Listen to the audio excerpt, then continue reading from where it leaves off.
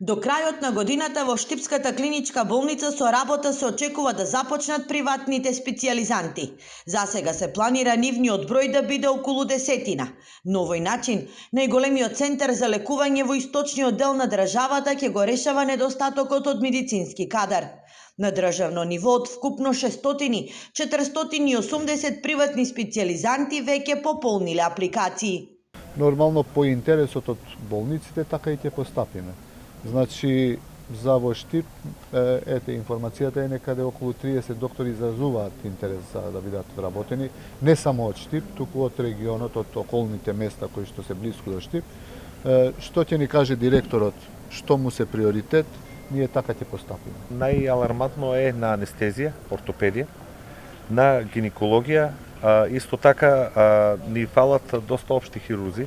При денешната посета министерот порача дека изградбата на новата клиничка болница е приоритет. Тој е оптимист и верува дека со градежни активности ќе се започне од наредната година. Тоа е одлука на влада каде што се дава овластување на министерот за здравство за да даде целокупната документација на сите заинтересирани компании кои што би отишле во Кичево и во Штип и би ги виделе болниците и да одлучат да ни дадат каква проекција имат и како мислат понатаму да продолжиме. Јас ви кажувам дека наш топ приоритет се клиничката болница Штип, клиничката болница Тетово и општата болница во Кичево, која што замислете е започнато да се изгради 1996 година и се уште е карабина. Што се однесува до модуларните болници, од кои најголем дел се мета на кратци.